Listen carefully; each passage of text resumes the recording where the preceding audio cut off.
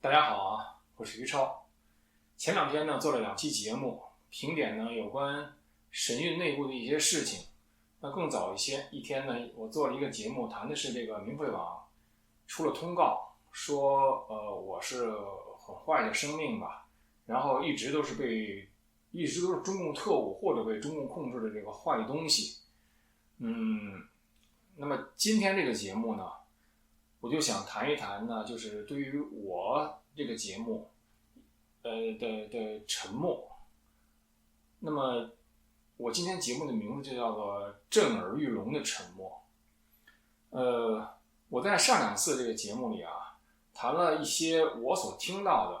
神韵内部的这个情况。那些情况呢，实际上都是非常骇人听闻的一些事情。其实我还有一些事情，那些事情我觉得更适合的听众不是那个法轮功学员。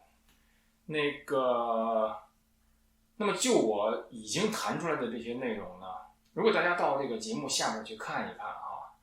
那个留言中的那个反对啊，基本上是除了诅咒就是谩骂。那么其实我是希望有这个不同信息来源的，因为早先我在中国那个搜集中共对法轮功迫害的那些信息的时候啊，我就明白一点，就是任何一种叙述啊，你都需要更多的这种叙述加以这个交叉比对 cross examination。 那么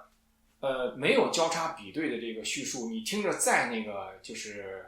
有道理，你一定要明白这是单方面陈述。所以呢，就像我在我的节目下边留言给其他的观众，我就告诉他们，现在这是我于超的这个单方面陈述。当然我自己是采访了这个不止一个人哈，那个拿到了可以说是第一手的这个资料。但是呢，就是我的观众对我来说呢，看我于超这个人呢，我说的话还是单方面陈述。那么从这个角度讲呢，其实我是很希望有那个知情的人呢，来去谈谈我说的这个东西到底准确还是不准确。其实我的这个陈述，它要么和事实是比较接近，要么是相反的。无论哪一种我都希望有人去站出来说他的这个版本。其实我尤其希望有人说，于超你说的其实都是不对的。神韵是非常好的，神韵是一个培养那个小孩最好的地方。如果这样的话，我会很高兴，因为我希望法轮功发展的好，我也希望呢，就是法轮功的这个年轻一代吧，能得到这个良好的教育和这个品格上的培养。所以就是从我真正的这个愿望来说呢，我是希望看到好的事情发生。所以呢，就是说我是很期待有人去来谈这个不同的信息来源的，不管你是说我说的那些东西是真的啊还是假的，我希望有不同的信息来源。但是现在在我那个节目下边，几乎所有的反对意见除了谩骂就是诅咒，而且呢那个说的话都是非常的那个难听。这里边就有两种沉默。第一种沉默呢，就是不同信息来源的沉默。这个事情其实是一个挺奇怪的一个事情，因为从1999年中共镇压法轮功开始我们在师父的这个讲法的指引之下呀，都是要向世人讲清真相，就是讲清法轮功是好的。所以呢，当时我们就是尽各种所能去那个把我们的经历把法轮功是什么打成这个传单什么去发。现在呢，就是我作为我的节目我是非常开放的，欢迎各种知道信息的人到我的节目里边来谈。但是呢，主张说神韵是好的这个意见，基于事实的，我是一个都没有听到。这个本身是一个非常奇怪的事情。当然，我现在要继续这个呼吁就是那些觉得神韵是特别好的我尤其是希望这样的人，你能接受我的采访，能走到我的节目里边来，或者假如你也是自媒体人的话，假如你也是和神韵那个交往甚密的话，你可以在自己的这个自媒体的频道或者节目里谈及这些事情。但是我觉得假如你就是沉默呢，那么其实并不利于就是师父教我们的这个讲清真相。这是一点，这就是有关我的节目中内容的这个沉默。还有一个沉默是什么呢？就是对于这些诅咒和谩骂，很多那个同修啊是沉默的。那么那个也有就是说你不该诅咒不该谩骂这样的同修，那么这些同修他很多人抱着说哦，于超没准说的是真的，那个所以呢你们这么不该骂于超。我觉得其实应该是就是你即便觉得于超说的不是真的，于超说的是假的，你也应该劝阻那些在我节目下面用诅咒和谩骂留言的同修。为什么呢？因为没有更多的信息来源进来，而只有诅咒谩骂进来的话，这个事实其实是相当程度上坐实了我说的其实是真的。不然的话你何必需要诅咒谩骂？你只需要拿出事实来，就足以把我所说的这种单方面陈述给击溃，对吧？事实、人名、地点、时间、事件，至少有这么几种，你可以说一说，那个，所以呢，这个，我就说。我看到这个沉默，但是这个沉默是非常的这个震耳欲聋的，是非常引人注意的，也非常意味深长。那个英文有个词儿 is very telling， 就是它非常说明问题，这种沉默。那么在这种沉默之下呢，其实我还想到了各种各样的沉默。还有一种沉默呢，就是神韵演员的沉默。神韵演员的沉默。因为就像我以前节目说的，我接触的这个神韵演员呢，详细说自己经历的，几乎全是说这个自己在神韵中痛苦经历的。但是呢，他们说的时候啊，哎呀，这些人就是表达都存在其实一定的困难，就是说到那些痛苦的事的时候，只说半句，下边就不说了，然后就说我就是难受。然后发生了什么？他说我想不起来了，以至于我就在慢慢的这个就是疏导这种情绪，因为他在过去的这个将近10年或者10多年的这过程中，都是靠一次一次的扭曲自己啊，这我就是在修炼，师傅其实是对我好的什么，然后呢，通过扭曲现实来幸存下来。所以呢，他在描述那些事的时候。那个回避痛苦啊，已经是一个习惯性动作了，所以他描述这些事的时候是非常辛苦的，对他自己来说。但是让我比较高兴的是，他们在5个小时到6个小时或者多次的这种采访之中，逐渐说的也比较那个顺畅一些了。因为这个说本身和聆听这件事情本身就是对这个受伤者的一个非常巨大的一个安慰。然后呢，他们都告诉我说。他们其实挺害怕说这些事儿的，不敢跟别人说，有这么几个原因啊。一个呢是怎么跟别人说，别人也理解不了，哎，你到底怎么受伤害了？这里边有他自己说不清楚的一面，有那个人不像我，经历过监狱的生活，知道那些非常细小的事儿，就能刺激到你的那个内心。比如说刚一见到你，哦，你们国内来的都这么穿衣服啊，其实就是用一个。你完全无法，你都不知道自己穿衣服哪穿错了，但是呢，你知道自己已经不符合这个神韵的某些那个评判标准了，这样就使得你不知道自己浑身哪是错，你就老是在一个惴惴不安的这种那个处境之下。那么还有呢，实际上神韵里边这些管理人员啊，在我看来呢，他们是有意的去。在一些这个对话之中啊，他们吓过这些神韵演员，就比如说那个就是在神韵办公室啊，那些就管理人员和那个演员他们在一起的时候，他们就很那个就是自得的说我们刚刚那个 reject 了一个就是来报名那个进神韵的人，他技术特别好，但是我们就是没要。reject 就是拒绝，没有要。说是那个一个男的20几岁，好像是一种管乐器吧，是吹小号还是什么？我需要查一下我的那个采访记录。那个姑且说的是吹小号吧啊，我这个乐器名字我现在有点记不清。技术特别好，吹小号的，我们就是把它给拒绝了。为什么呢？我们那个用自己的就是这个我们自己调查了一下，它实际上是 FBI 的卧底，专门要到咱们神韵来那个渗透进来，结果被我们查出来了，我们就 reject 了。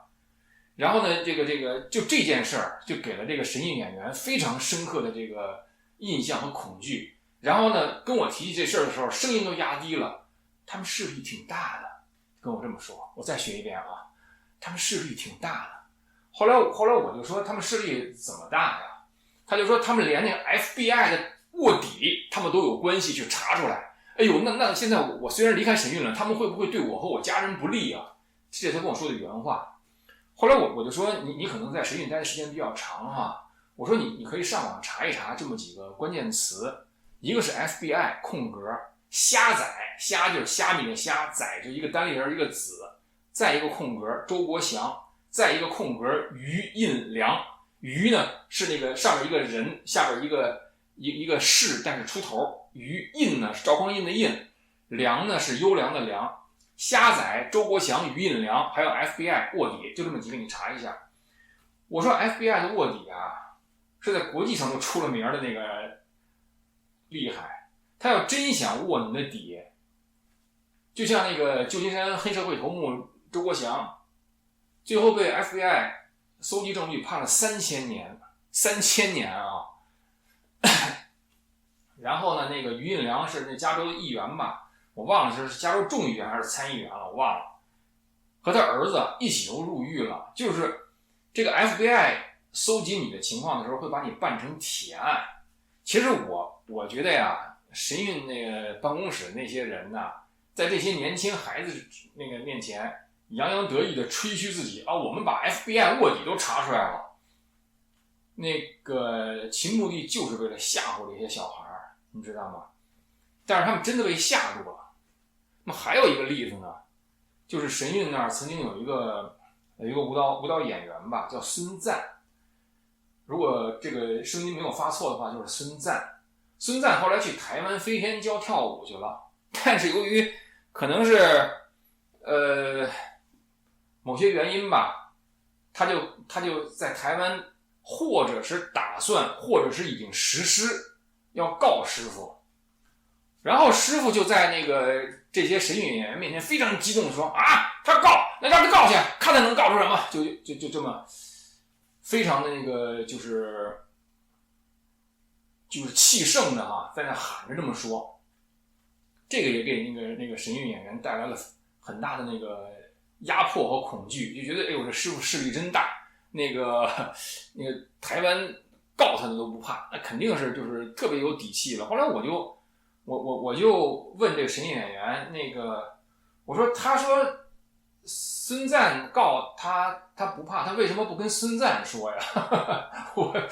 我就问那个谁，问那个跟我叙述这事儿的这个前神韵演员，我说师傅为什么不跟孙赞说呢？我说因为这个事儿只是师傅和孙赞之间的事儿，他为什么要和你们这些与这个诉讼没有关系的第三者说这个事儿呢？后来那个神韵演员就愣了，他哎呦，他那为什么呀？我说就为了吓唬你们呗，为了让你们不要像孙赞那样去告师傅呗。那么这个逻辑上的结论就是师傅是害怕别人告他的。我说其实师傅在这样非常气盛的喊的时候呢，已经把弱点交到你们手里了，所以你要做的是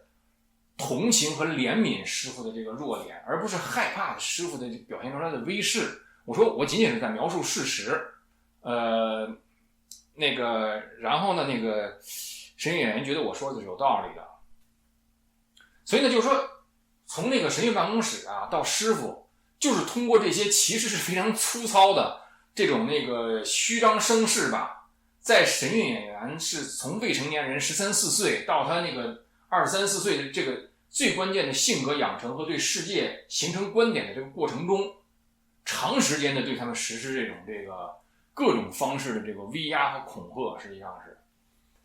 然后呢，这就又谈到下一个问题了，这个就是说啊，这神韵演员保持沉默呢，是因为他们想起这些事儿，总是自怨自艾的说什么呢？哎呀，我们当时都是自愿的，那你说出来，别人不都觉得你是自愿的吗？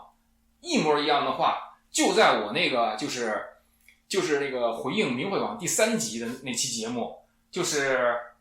修炼中正视师傅的错误，还有呢，就是在善与恶、光与暗交汇的深渊之地仰望高处那一集下边，大家看有一个人叫 iShare， i 就是那个 iPhone 那个 iShare 就是分享 ，iShare 在下边说法轮功里边一切都是自愿的，跟我说。所以呢，其实这个就是他们操纵这些那个，就是一定程度上被他们抓住心理弱点，或者是人生中就是不够有那么多经验的人，以后剥削他们、恐吓他们，事实上呢，还是那个就是 push 强迫他们干了事情之后，告诉他们你这是自愿的。其实我觉得这种说法是非常恶劣的。这使我想起，比如说在有一些那个中学，那些男老师诱奸了女学生以后。然后威胁的说这都是你自愿的啊，然后说出去以后对你不利啊什么的。当然我在神韵那块儿有没有性方面的侵害，这个还有待进一步调查。但是呢，就是发生了刚才我说的这些事情之后，又是什么我们能把 FBI 的人就找出来，又是我不怕台湾的孙赞告我，师傅亲自跟那儿大喊。然后呢然后旁边的跟班就说你们这些人这么给法轮功付出都是自愿的啊。这个包括签那个约书，用生命签那个约书，那都是自愿的。实际上后来那个约书呢，那个师傅又把他们收集起来给烧了，你知道吗？那理由是什么呢？啊，你们这些人全都违背了你们的誓约了，全都违背了你们用生命签下的誓约了。然后呢，其实这里边有些细节呀，需要仔细的去琢磨。你知道吗？我收到了两份那个约书。假如我在未来再去多调查的话，我可能更多的收到不同的人拍摄那个约书的照片。当时签这个约书的时候，师傅要求他们绝对不能和山下的人说，你知道吗？绝对不能和山下的人说。注意啊，我这一小节谈的是神韵演员的沉默，神韵演员的沉默。他们的沉默来自于被恐吓说，哎，我们连 FBI 都能找出来，哎，我们连台湾孙赞告我们都不怕。然后呢，还有说你们这都是自愿的，还有呢，你们是用生命签署的这些东西。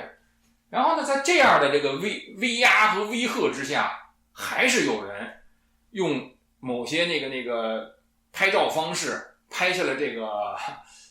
约书，你知道吗？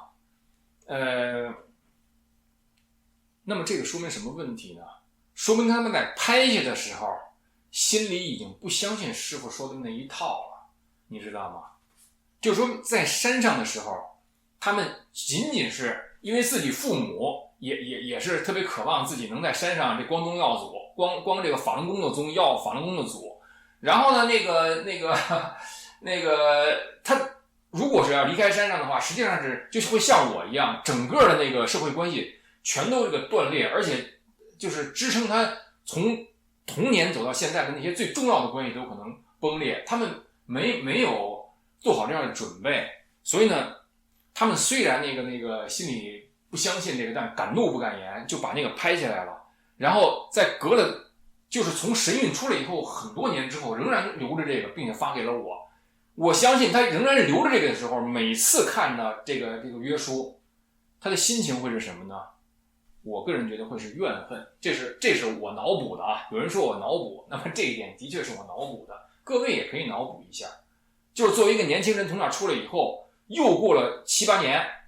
在那个手机里仍然存着当年用那个模糊不清的拍摄设备拍下来的约书，他一直留着。他为什么一直留着呀？当时他并不认识我于超，不是吗？他只是后来在偶然机会中听说我于超了，然后他就把约书发给我了。他此前留着这个是为什么呀？是因为那是他生命中深深的痛，深深的痛。他看到那个约书的时候，就会想起自己在神韵是怎么被威吓，怎么被扭曲，怎么被强迫，怎么被成年人当成世事不知的这个未成年人去摧残和折磨的，不是吗？我说的，即便是脑补的话，和真实的那个情况差得有多远呢？类似所谓自愿，这个美国有个世纪巨骗麦道夫，他呢骗了很多那个美国上流社会的人。然后大发了一笔横财，最后他进监狱，他儿子由于过度羞愧上吊自杀了。这个麦道夫他也可以说那些给他钱的人都是自愿，不是吗？但是到底是不是自愿呢？其实呢，这个人类社会啊，是有一个大家是都能明白的这么一个自愿或者不自愿，或者被欺骗，或者在你这个信息受限，或者经验受限，或者年龄不够成人的时候，你实际上是被强迫的。这个是有一个能说清楚的事情的，并不是你又练了法轮功，你上嘴皮一碰下嘴皮就可以把你当年对未成年人做的那些事情都说成他们自愿，是不是这样？那么我刚才谈的是这个神韵演员的这个沉默。其实我还想谈一谈一个具体的这个人，我只谈了神韵演员，我还没有谈这个神韵这个管理层。那神韵的管理层是不是都是那种狱卒似的青面獠牙满脸横肉的人呢？当然不是。在那个地方，我觉得啊，我听说的大量的人都是怎么说呢？因为你放弃了你内心的这个对于善恶是非的这个自主判断，而变成了一个可怜的你想向善，但是你天天做的那些都是和内心相违背的这样的人。其实越是在神韵的那个管理层，他们越是仅仅是有的人呢，他能把身段趴得足够低，有的人始终都堵在心里很难受。比如说神韵办公室曾经非常主要的一个人叫做苏静。苏静这位女士呢是台湾人，她是最早的那个神韵的那个鞍前马后跑的。她把自己的女儿、自己的儿子大女儿小，这是兄妹的关系。然后儿子的妻子，就是女儿、儿子、儿媳妇全都送到神韵当那个舞蹈演员去了。然后自己抛家舍业来到那个美国，也都不沾台湾的家。然后呢，先生是在台湾，他呢就是在神韵那儿鞍前马后的那什么。这个苏静啊，通过我去了解其他的那个神韵演员，他们虽说对师母是他们认为最坏的一个人，你知道吗？甚至呢，就是师母的名声都传到了普通学员那个口中了。远在欧洲的那些什么德国、法国的学员都跟我说，师母是旧势力的头子、总头子。我说没有必要。我说没有必要为了维护你们心中师傅那个完美无瑕的形象，硬把师母说成那样。我说师母就是一个传话的。我对师母没有说特别那什么，师母是什么就是什么，咱们不需要非要把江青打成反革命集团，对不对？伟大领袖毛主席那是剁手，毛主席挥手我前进，你干嘛天天批江青批四人帮？这本身就是一个道德上的软弱，我觉得。你看什么邓小平是伟人，他干嘛只批江青四人帮啊？好了，咱们把这话呀再挪回到这个刚才我说那位神韵办公室里相当主要的成员苏静。这个师母啊，还有其他的一些人呐，是那种洋溢在外边的，就是要找你的茬儿，说你，然后只要那写那个黑板还是白板上面写个 meeting， 谁去哪儿开会，大家都知道出事了，惶惶不可终日，就去那神韵办公室要找你谈话去了。只有这个苏静获得了不止一位神韵演员的，就是觉得这个人其实还是不错的，特别老实，天天苦着脸，那所有的人都欺负他，你知道吗？是这么一个环境。我不知道他的处境和刚才上集我提到的那法轮功著名媒体人的处境是不是一样，自认为这种被周围的那些那个人吧，去用这种监狱里边那个犯人的方式去戳他、骂他或者是踩他的然后认为这就是修炼了。你看我修的多好啊，我在忍呢。但是在跟我就是谈自己经历的神韵演员的那个叙述之中，苏静是一个不错的人，而且在那儿天天就受欺负，但是呢就一言不发，脸都是苦的，就是这样。然后呢，苏静他本身是个什么人呢？他呢家境其实是非常好的，而且呢在美国拿了学位。他家境好到什么程度呢？他根本就不需要工作，所以呢，他是全身心的投入到这个神韵中去。最开始神韵还没有完全起来的时候，上下山呢都是苏静用自己的车开着，拉着这个神韵演员上下山，逐渐的山上就盖起一些这个土木建筑嘛，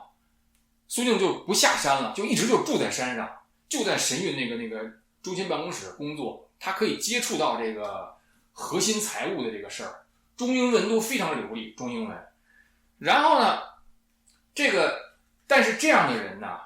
越是弄到在核心管理这些事情的人，实际上我从这个神韵演员给我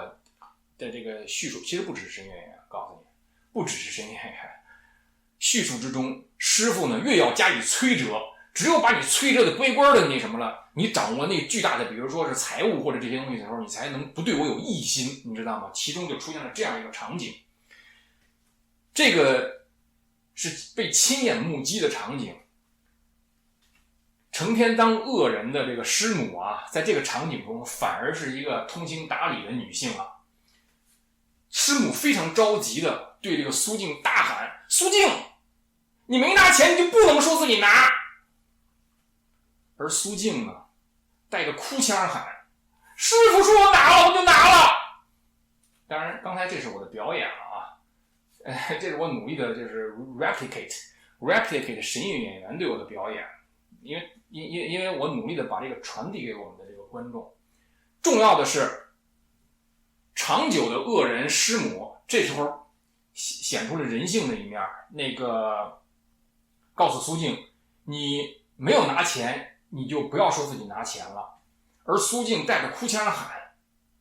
师傅说我拿了，我就拿了。”师母说一句，苏静说一句，师母说一句，苏静说一句，你知道吗？重复。苏静，你没有拿钱，你可千万别说自己拿钱了。师傅说我拿了，我就拿了。苏静，你没有拿钱，千万不要说自己拿。师傅说我就拿了。翻来覆去多少次不知道，超过两次。所以苏静的处境就是这样。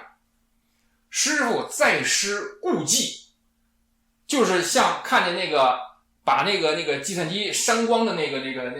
不听话的那个舞蹈教师，曾经是被师傅提拔起来的学生，当教师去了，居然敢于把自己的浏览记录删了，而不让师傅看，这个不是巨大的背叛了主佛吗？那么下一次主佛再见到你的时候，就会说你又玩电子游戏了。那个人的确非常委屈，他已经完全把身段趴下来，但被主佛践踏了，你怎么还说我？他就实在委屈，就说我们没有这个事儿发生在那个华盛顿 DC 那个当年年轻，现在已经变成像小老头一样的那个男弟子身上一模一样。说你是特务，立刻赶下山去。我从2个信息渠道都知道这个人，其中一个信息渠道告诉我，整个他的脸都黑了，连续黑了5-6年，就到这种程度。他就不像我于超，我于超现在脸没黑，我还做重量训练，那个硬拉我能拉起275磅呢。这个话要扯远了。所以呢，师傅对苏静又做这种事情，硬说苏静拿钱了，而苏静实际上呢，他非但没有拿师傅的钱，他在神韵那一直干到生命最后一息呀。他可能下边这个是要进一步调查，我还不知道，但是有知道的，我希望告诉我一个消息来源，告诉我他可能从来没有拿过神韵1分钱的工资，就是说他从来都是自己往里边垫。不但如此，下边这个仍然是一个消息来源，我们呢要在上面打一个小小的这个问号。我希望更多的消息来源告诉我，他去世之后，整个的他的那个存折啊，这账本啊，全是空的。然后他呢，已经把所有的，据说啊，他已经把所有的钱呢捐给山上了。不但如此啊，这个苏静啊，他是这个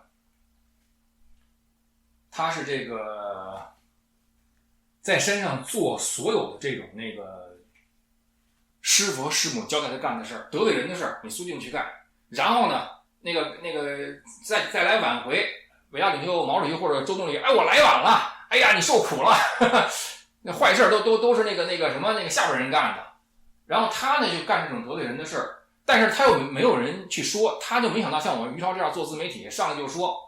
所以呢，就是这是好人不偿命，坏人活千年嘛，坏东西嘛，明话说我是坏东西。我也就省得像苏静那样，最后饭都吃不下去，你知道吗？越来越消瘦，越来越消瘦。但是他没有得到像师傅那样发话说你去看病吧，没有得到这样的话，他就是不去看病，一直到最后2019年10月，苏静他们家呀在德克萨斯州聚会，他请假下山参加，就此没有回到那个神韵。这个故事并不算完。当苏静在德州去世之后，是去世在 ICU 里边。大家知道美国这种急救是极其昂贵的，你知道吗？去世在 ICU 里边以后，他的家人拿到了一张非常巨额的这个账单，结果他家人这苏静给你鞍前马后跑了这么长时间，然后最后是死在我们家这儿了，就跟以前那个美国那个蓄奴养黑奴，你还得把黑奴让自己死在自己家里，你给埋葬呢。这个神韵不是这样，你快不行了，那你就那什么去吧。你要是看病，说明你心情不行，要么你就摔死在我们那个保护不全的这种土木工程上面，那摔死了至少有一个同修告诉我，他知道的那就摔死6个，就各种那个事故。龙泉寺土木建设中死的人这个数目也是值得调查的一件事儿。然后呢，拿到这个账单以后，就找那个龙泉寺找师傅，当然那什么了，这个他是自己去看病的，那这账单我们怎么能拿呢？结果他家人又去自己把这个账单给支付了。他的家人刚才我提到了，他的女儿、儿子、儿媳都是最早那1-2批吧神韵的这个舞蹈演员。他们现在怎么样？他们现在还修大法吗？他们现在对师傅的看法如何？对法轮功的看法如何？有人知道吗？所以那些把孩子送到神韵的那些家长，你们到底打听没打听这些从神韵下来的这些人呢？他们到底对神韵是什么态度？你们是不是只看那个神韵宣传片神韵3剑客你们去没去找一找这些当时在神韵那块最鞍前马后负责核心财务，然后那个哭着喊我师傅说我拿钱了我就拿了，就这样的人，他们的家人，而且真正的自己去参加神韵当演员的家人，他们现在对神韵是什么态度？他们拿到大账单的时候心里是什么感受？我可以给你一个温馨提示，所有的他们的这些曾经神韵演员的这些人，对法轮功、对师傅、对师母抱着深刻的，往轻里说是怨恨，我觉得客观的说是仇恨，你知道吗？因为如果我消息没有误的话，当年被他送上山的跳舞的那个女儿把师傅给告了，有可能是师傅和师母2个人都给告了，你知道吗？所以呢，这个就是苏静的沉默。这是在山上啊，所谓的什么助师正法呀，什么这个呀，事实上发生的是这个事儿。就像我节目一开始说的，我欢迎啊不同的信息来源来谈这些事情，因为这些事情需要被谈出来。这是苏静的沉默。那么实际上呢，刚才我谈了这个对我节目内容的沉默，对我节目内容下边那些谩骂和诅咒的沉默，我谈了神韵演员的沉默，我谈了神韵办公室里主要人员的这个沉默。苏静死了以后，整个山上一片噤声，好像这个人从来没有存在过一样。就像我上期节目说的似的，找个钥匙，哎呦，这叩谢施恩，你这叩谢施恩叩谢的太猛了，以至于你无法面对像苏静这样的人以这种方式离世了，所以你只好闭嘴不说。据我了解，应该也是没有那个追思的，神韵的那些人，还有法轮功这些比较这个高层的这些人，他们的去世都是尽可能低调，除了台湾的那位张清溪先生。张清溪是因为他有一些社会上的那个位置，所以如果你太低调了，反而引发注意了。所以呢，就是他在那些位置上的人去纪念他，而法轮功并没有作为法轮大法什么理事长啊什么没有，佛学会也没有发这个讣告，我专门为这个还做了一期节目。好了，那么下边我就想谈一谈啊，这个同修啊对师父言行的这个沉默。其实我觉得，就像我在回应明慧网第3期节目那个修炼中正视师父的错误中提到，师父在为什么要救度众生这篇文章应该是654个字吧，我需要再查一下，姑且说654个字里边有7个叹号，这个叹号的密度啊是转法轮中叹号密度的17倍，就如此密集的叹号密度。内容是什么呢？我是创世主，我想爱谁就爱谁，而且我爱你是你的荣幸，基本上是不是原话，大家可以查一查。我爱你是你的最大的这个荣幸。那么我就想问一下，就是这样就精神上就带着狂躁的这种嘶吼，被作为经文让我们来读。这个作为我93年得法的老弟子，其实和我当年学师傅那个讲法差别是非常大的。我觉得转法轮这本书啊，到现在我认为都是对我帮助非常大。其实我刚刚这个自己又听完了9天讲法，是大连讲法，大家可以听听大连讲法。最后第9天最后的那几句话说的是什么？现在我基本上可以给你复述出来。师父说，有一天你见不到我李洪志了，你们就要以法为师，不要以神通为师。现在我们看一看明慧网上的文章，正见网上的文章，哪个不是以神通为师啊？什么我做过梦啊，我什么定中所见梦中所见呐，那什么我弄起一个2丈长的红布写成法轮大法好就可以防小鸟来吃谷子呀，而且还可以防洪水、防台风之类的，这个全防了，反正基本上全都是以神通为师。然后日常生活中就是驱动你来做每一个项目的是以小道消息为师，并不是以法为师。谁还去谈转法轮中的话？转法轮现在早就在这个实际修炼中不值钱了，但是在我于超心中还是非常值钱的。也就是因为我学了转法轮，我今天才能问出这样的话来。为什么救度众生那里边高达17倍叹号密度的这种什么我愿意爱谁就爱谁，然后与此同时在搞这个选美，这2件事摆在一起很难看的。其实是如此难看的事儿，法轮功同修保持了不应该有的沉默，在我看来。还有那个4亿，师父说那个中国3年死4亿啊，一众法轮功自媒体人一起上来，以各种各样的方式，或者是提及，或者是说就是死4亿。哎呦我的天哪，最后结果如何呀？最后结果如何？这事过去好几个月了，到底死没死4亿啊？就是实际上你对于这种师父这种，我个人觉得啊，带着这种精神狂躁和这个完全那个就是信口开河说的那个话，你没有去发出作为一个就是正法修炼者应该有的这种质疑，这绝对是一种这个心性上的这个失误。我觉得往轻里说是失误。还有一个事儿啊，我在这做节目之前，我没有很犹豫说不说，但是我还是说一个吧。还有一个沉默是什么沉默呢？就是我那些当年和我一起18、19岁就在清华认识的那些同修，我们一起那个在中共镇压法轮功的时候走出来，一起去那个做很多这个国内国外的联系的这个工作。然后当时真的是过命的交情。然后呢，他们都知道我于超并不是中共的人，他们也都知道我于超并没有什么那个长久以来就被中共控制的坏东西。